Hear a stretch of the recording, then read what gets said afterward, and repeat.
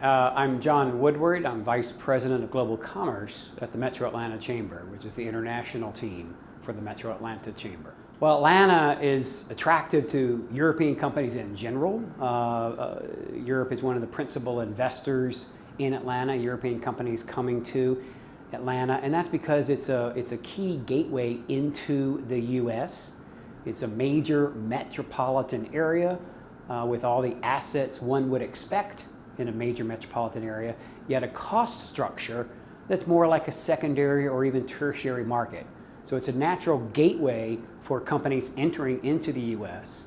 And then especially for Nordic companies, there's a very strong Scandinavian Nordic presence in Atlanta of companies that are already here, such as Elekta out of Sweden. And in fact, we had two Swedish companies that announced within 2 weeks of each other just last month, and that was Divser and Randek, both out of Sweden, just announced here. So there's a huge influx from Sweden. I'm also on the board of the Swedish American Chamber here. We have a lovely Lucia Gala every year, by the way, just throw that in.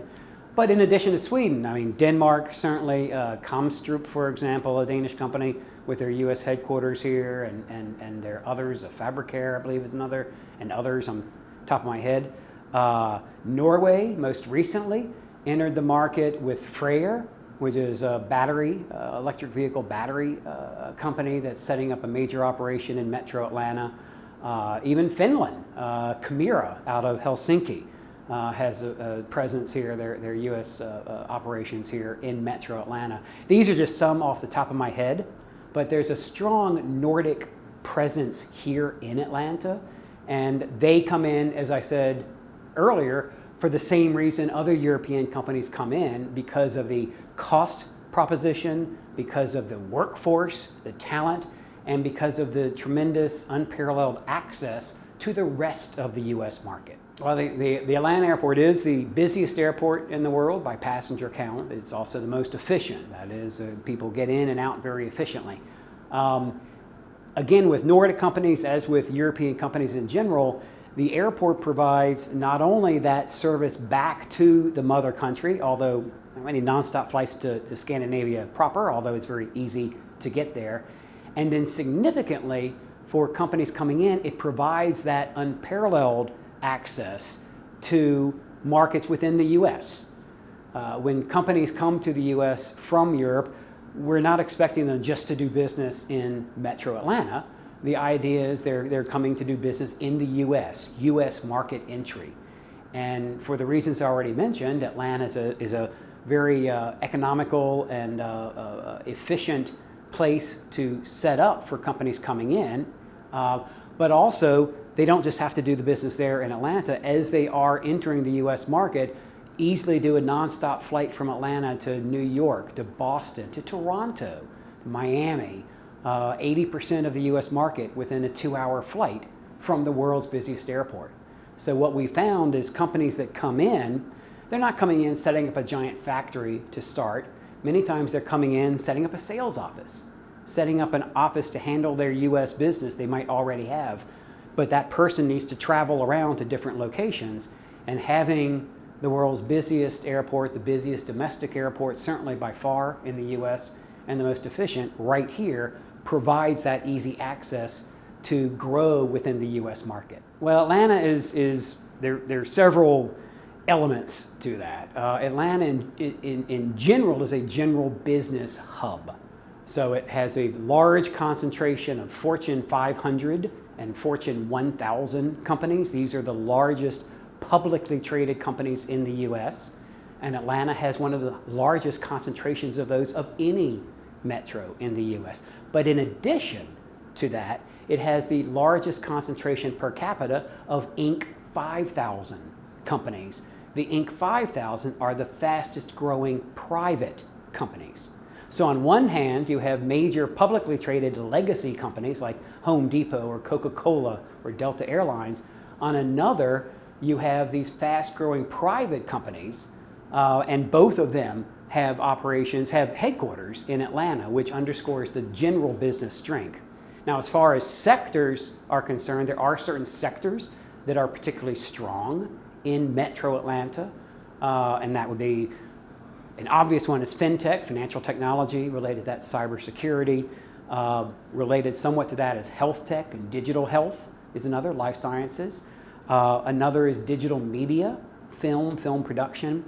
And then certainly Atlanta got its start as a supply chain hub, logistics hub, and that's still accurate today. But of course, supply chain has evolved from trains and ships and automobiles to actual very advanced technology. And so Atlanta has built on its strength as a supply chain hub to become a supply chain technology hub as well.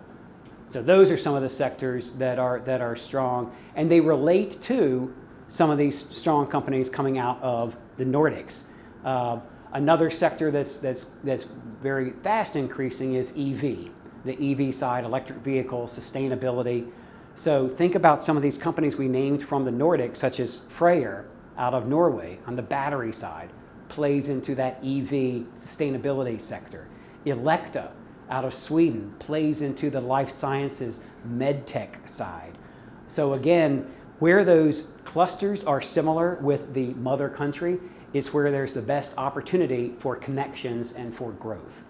Well, the Metro Atlanta Chamber, we are the Chamber of Commerce for the Atlanta Metro, the metropolitan area, which is about 23,000 square kilometers, about 6.2 million inhabitants.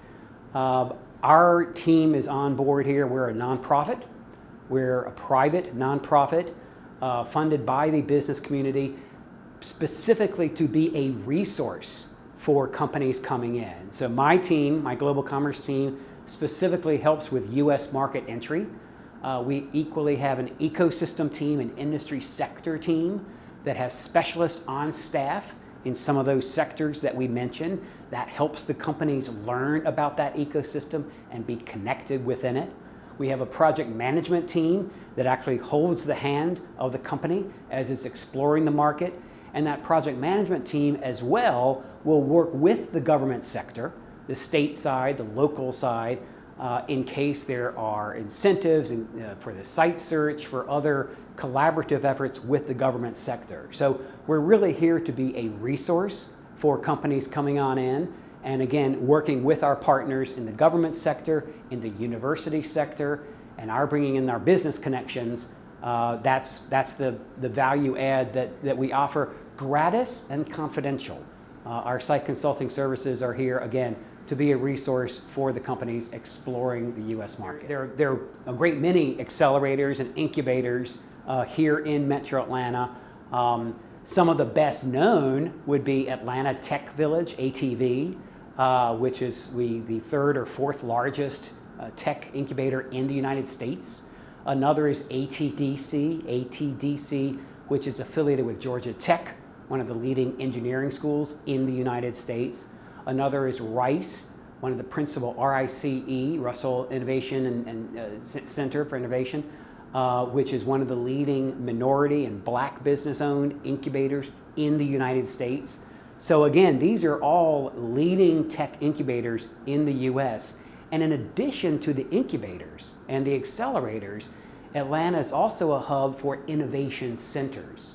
And innovation centers are, just as the name implies, these are centers of innovation of companies, often very major companies, that want to cluster their innovative staff, their engineers, their software developers in an area to innovate, to come up with new products. And so Atlanta is a hub for many innovation centers of major corporations, and that really spills out into that whole tech I&E, innovation and entrepreneurship ecosystem, and that all lends itself very well to SME, small medium enterprises that would be coming in from overseas, because there's this foundation that's already in place that they can start tapping into and looking for advice, guidance, and support. The most successful site selection process on the part of the company is to find those areas where there are those parallels already in place.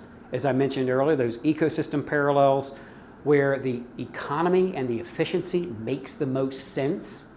And so that would be really one to look at from the company side.